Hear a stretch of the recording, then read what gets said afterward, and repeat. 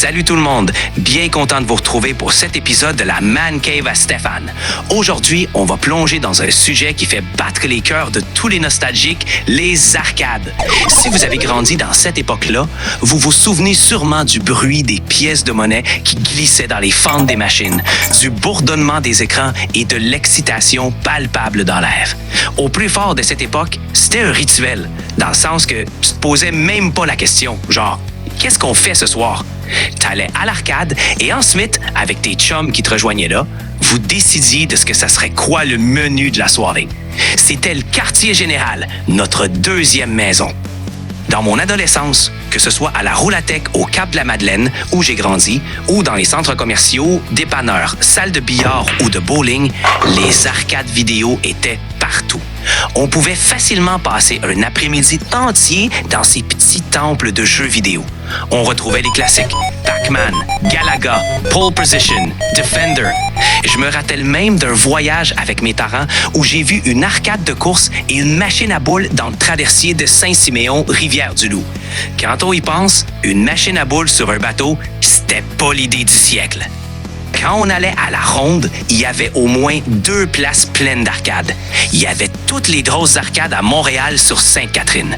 D'ailleurs, j'ai su à un moment donné que celui qui avait les plus grosses arcades sur Sainte-Catherine était dans ma famille éloignée. Mais ça explique peut-être pourquoi j'ai tripé autant et que j'en ai quelques-unes chez nous maintenant. Un peu plus tard, il y a eu de plus en plus de locaux remplis de jeux d'arcade. On allait acheter un rouleau de 25 cents et on passait 1 heure ou 2 là. Ah, les beaux souvenirs. Mettre son 25 cents sur le bord de la vitre ou sous la bande d'une table de billard pour dire qu'on était le next. Entrer son nom en seulement 3 caractères quand tu battais un record. Jouer comme un dieu quand tu étais seul et être pourri quand 12 autres gars, parfois une fille, te regardait jouer en arrière de toi. Quand Neo Geo a sorti des arcades avec plusieurs jeux dessus, ça marchait avec du temps. Je me souviens pas du temps exact, mais mettons que tu mettais 25 cents, ça te donnait, mettons, 3 minutes de jeu. Il y avait un jeu de baseball, Baseball Stars, qui était vraiment cool. Moi et mon chum André, on voulait faire les 9 manches. On voulait pas que quelqu'un arrive et mettre un 25 cents pour être next. Fait qu'on se pognait un rouleau de 30 sous et on l'étendait sur la vitre au complet. 40-25 cents de large. Quinte-toi. Trouve-toi une autre machine, le grand. Le premier jeu vidéo officiellement recensé a été créé en 1961. Des programmeurs universitaires américains ont créé le jeu Space War, où 2 faisceaux de lumière se promènent sur un écran. Ils disaient que c'était 2 vaisseaux spatiaux. Avec un peu d'imagination, peut-être. Par contre, ce n'était pas disponible au public. C'était un projet créé pour les programmeurs, les ingénieurs, etc. C'était plus ce qu'on appelle un tech démo qu'un vrai jeu. Non, honnêtement, il faut attendre en 1972 pour que Atari sorte le jeu Pong sur le marché. Le jeu a été inventé avant, mais c'est pas ce qui nous intéresse. C'est quand tout le monde y a eu accès. Le mythique jeu à 2 lignes blanches et un carré qui sert de balle, et où on joue à se la relancer, un peu comme au ping-pong, d'où son nom. C'était simple, mais c'était toute une révolution. Nolan Bushnell, cofondateur d'Atari, ne s'attendait pas à un tel succès. Ils avaient installé la première borne dans un bar local en Californie. Et après seulement quelques jours, la machine était en panne. Non à cause d'un bug, mais parce qu'elle était trop remplie d'argent. Quand j'étais plus jeune, j'avais une version pas mal cool du jeu à la maison, avec 2 joysticks détachables. Ça nous permettait de jouer confortablement assis plus loin l'un de l'autre. Et sur le Sunday, il y avait aussi un fusil pour une version primitive de Duck Hunt, où tu devais tirer sur un carré blanc qui apparaissait à l'écran. Fun fact, j'ai encore ce jeu dans ma Man Cave avec sa boîte Radio Shack d'origine. Par contre, ce jeu, tout comme le célèbre fusil de la Nintendo, n'est plus utilisable sur nos télés modernes. Ces dernières sont trop rapides pour cette technologie. Le fusil fonctionnait en photographiant l'écran. S'il captait un carré blanc, tu touchais ta cible. Sinon, c'était raté. Mais comme les taux de rafraîchissement des télés d'aujourd'hui sont bien trop rapides, le fusil ne voit que du noir tout le temps. Le carré est déjà disparu avant qu'il prenne sa photo. C'est pour ça que si tu tombes sur un grand collectionneur de jeux vintage, tu remarqueras qu'il y a toujours une vieille télé sous la main, indispensable pour faire fonctionner ces technologies d'époque. Les machines à boules, elles, existaient bien avant l'apparition des arcades vidéo. Les premières datent de 1920, mais on parle plus des années 50 et 60 pour des modèles comme ceux que l'on connaît aujourd'hui. Il y a eu les modèles en bois avec des cloches dans les années 50, 60 et 70. On a eu ensuite les modèles électroniques qui ont débuté dans les années 80 et ça a évolué rapidement avec des rampes, des niveaux multiples, des multiballes dans les années 90. Aujourd'hui, on a des écrans HD dessus et les machines coûtent le prix d'une petite voiture neuve. Après Pong, le phénomène des arcades a pris son envol. Les jeux sont devenus de plus en plus sophistiqués et c'est dans les années 70 et 80 que nous avons vu l'arrivée de grands classiques comme Space Invaders en 1978, Asteroids en 79 et évidemment Pac-Man en 1980. Ces jeux ont marqué l'histoire non seulement par leur mécanique de jeu simple mais efficace, mais aussi par l'impact qu'ils ont eu sur la culture populaire. Space Invaders, par exemple, au Japon, il a été tellement populaire qu'il a provoqué une pénurie de pièces de monnaie. Le gouvernement a dû faire produire plus de pièces, c'est dire à quel point les gens étaient accros à ce jeu. Revenons aux arcades elles-mêmes. En 1976, à Québec, le gouvernement Lévesque vote une loi qui autorise l'ouverture des salles spécifiquement pour les jeux électroniques et les machines à boules. Avant ça, les endroits où il y en avait, c'étaient des lieux cachés et illégaux. Et ça avait contribué grandement à faire mauvaise presse à ces machines. Par exemple, dans un article du Nouvelliste daté de 1979, l'inspecteur de police de Trois-Rivières, Normand Rouette, affirme que ce sont des endroits fréquentés par des jeunes et qui favorisent la réunion d'éléments criminogènes ou homosexuels. L'attrait des jeunes pour le jeu amène des problèmes d'argent et ils se livrent au vol ou à la débauche pour assouvir leur passion. Bravo, mon Normand! Pendant 6 ans, plusieurs parents, directeurs d'école, policiers, chialent. On se croirait dans le film Footloose, où la danse était interdite.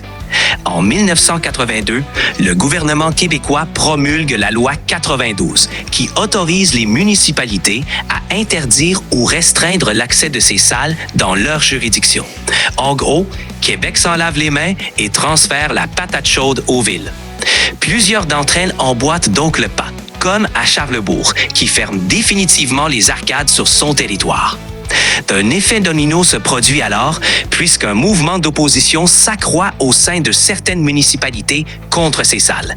Finalement, Québec décide en 1992 d'imposer un permis obligatoire avec un coût annuel pour chaque machine d'arcade dans un établissement. On parle d'environ 150 $ par machine par année. Alors, combiné avec la popularité des jeux vidéo à la maison plus tard, presque toutes les arcades ont fermé dans les années qui ont suivi. Pendant les 16 ans environ que les arcades ont été partout, les machines ont évolué à une vitesse fulgurante.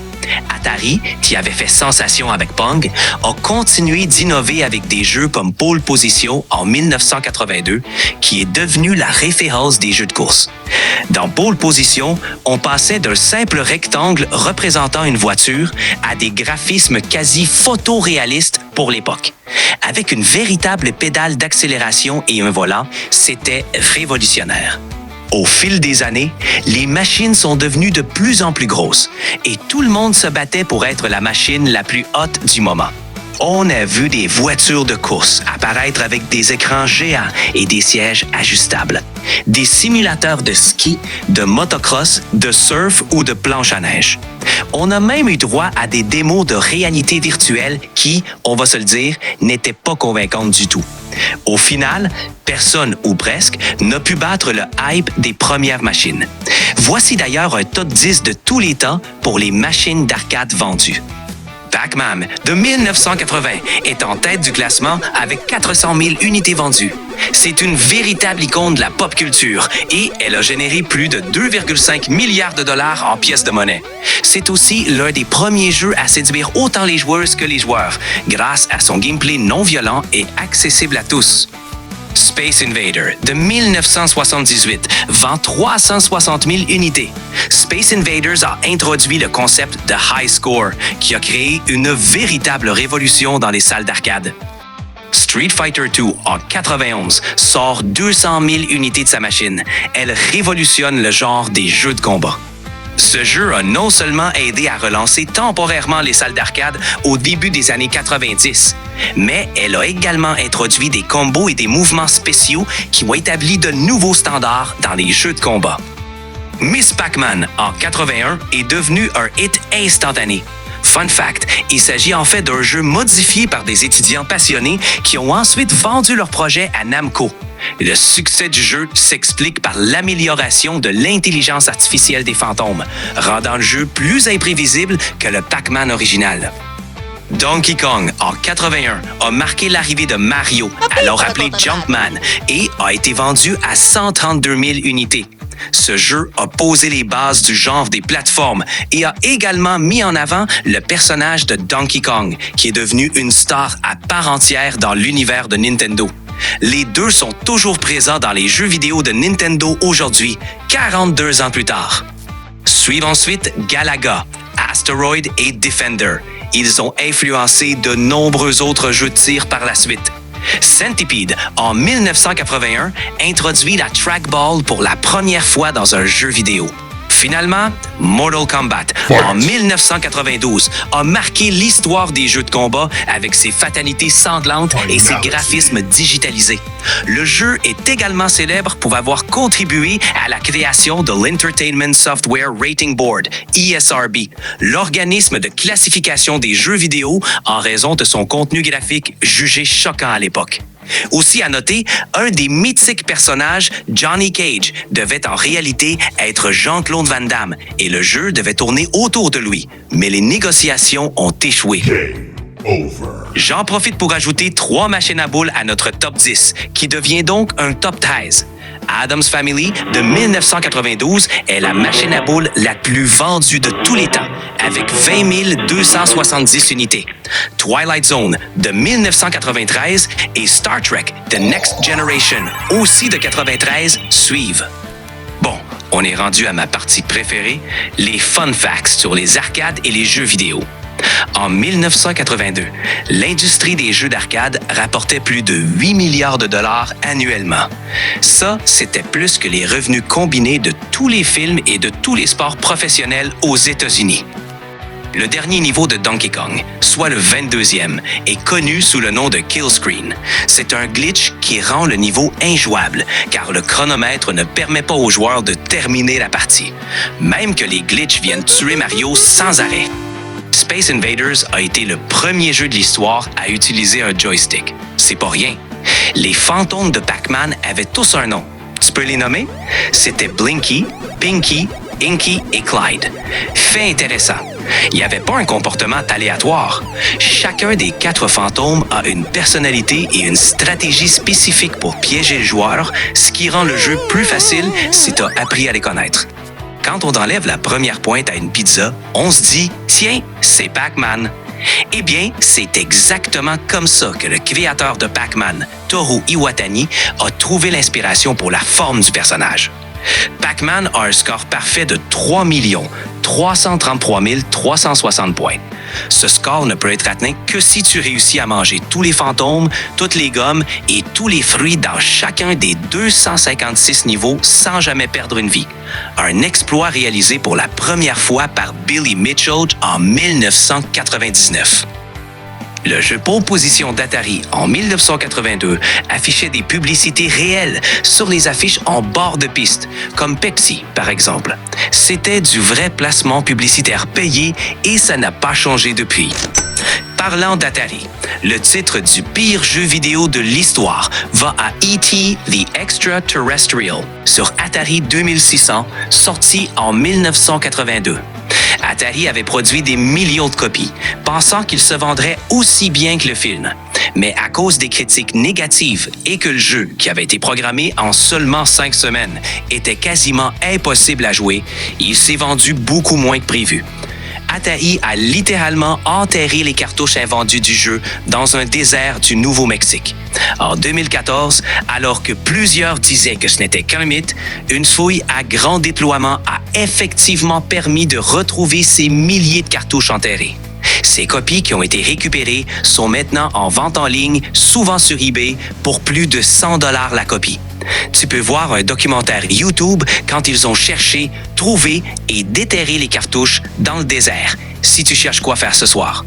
Dans les années fortes des arcades, les jeux vidéo à la maison étaient de beaucoup inférieurs en termes de qualité graphique et de vitesse de processeur, ce qui rendait les arcades incontournables. Mais vers la fin des années 80, les consoles de jeux à domicile ont commencé à voler la vedette aux arcades. Des machines comme la Nintendo Entertainment System, la Sega Genesis, la Nintendo 64 et plus tard les PlayStation ont permis aux joueurs de profiter de leurs jeux préférés depuis leur salon. Cela a marqué un tournant dans l'industrie. Heureusement, les arcades n'ont jamais vraiment disparu. Avec des jeux comme Dance Dance Revolution, Guitar Hero version arcade, les machines à boules toujours plus performantes et souvent sous le thème d'un film populaire comme Avatar, The Hobbit ou Star Wars dans les années 2000, une nouvelle génération de joueurs a redécouvert le plaisir de jouer en public. Les jeux prennent maintenant beaucoup plus de place. Les jeux de voiture ont souvent 4 écrans géants pour 4 joueurs. Les tables de air hockey sont toujours là, à coups de 2 ou 3 tables. Les jeux de basketball sont omniprésents. Des blocs de 8 ou 12 allées de skee-ball attirent toujours. Au Québec, les cinémas ont cette place de disponible, alors c'est là que ça se passe, là ou aux Galeries de la Capitale à Québec. Mis à part le groupe Kiss, qui a eu sa machine à boules en 1978, et Guns N' Roses en 1994, les autres groupes ont attendu pas mal. Ils sont finalement approchés par la compagnie Stern, qui veut relancer la mode des machines à boules. The Rolling Stones a eu sa machine à boules en 2011, AC/DC en 2012, Metallica en 2013, Aerosmith en 2017, The Beatles et Iron Maiden en 2018 et à nouveau Kiss et Guns N' Roses en 2015 et 2020. À noter que la Kiss de 78 et les 2 Guns N' Roses ne sont pas de la compagnie Stern, mais elles valaient une mention ici. Parlant de groupe, le band rock Journey a été visionnaire en 1983 avec leur propre machine d'arcade vidéo Journey The Arcade Game par Bally Midway. Dans ce jeu, les joueurs prennent le contrôle des 5 membres du populaire groupe rock Journey.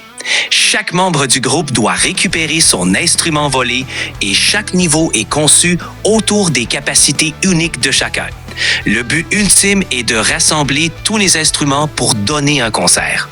Un des aspects les plus innovants du jeu est l'utilisation de visages digitalisés des membres du groupe, qui étaient très avant-gardistes pour l'époque.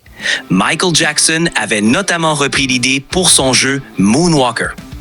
La musique de Journey est au cœur de l'expérience du jeu.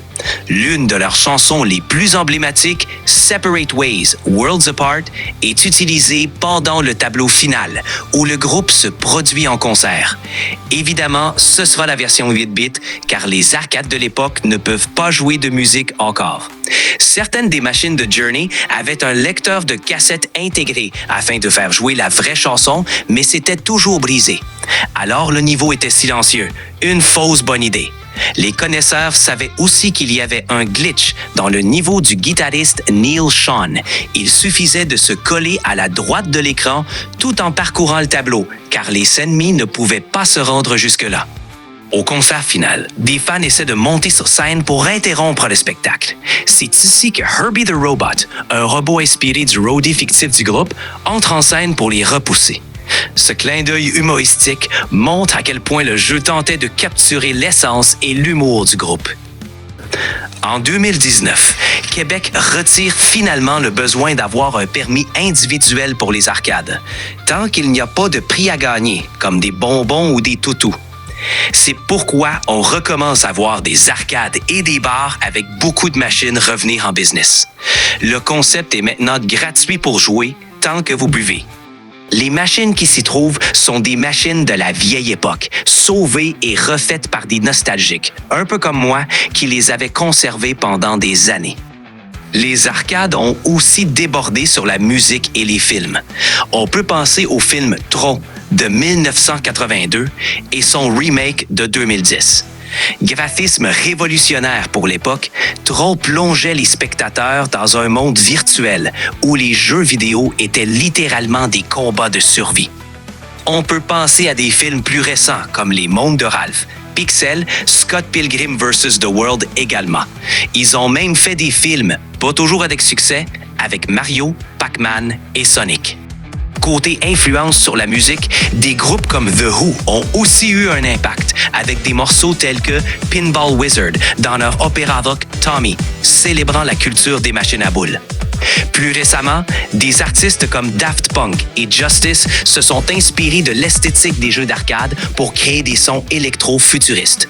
Malgré les législations discutables qu'on a eues ici, le Québec est devenu au fil des années un véritable centre névralgique du vidéo, avec des studios comme Ubisoft Montréal, Eidos Montréal et Behavior Interactive qui créent des titres mondialement reconnus. Le défunt chanteur des Cowboys fringants, Carl Tremblay, était aussi un passionné de jeux vidéo. En plus de jouer, il a cofondé et a été directeur créatif du studio de développement de jeux vidéo Triple Bovis, un studio québécois indépendant spécialisé dans les jeux mobiles et les applications. Il était même chroniqueur à l'émission Monsieur Net à Musique Plus avec le légendaire Denis Talbot.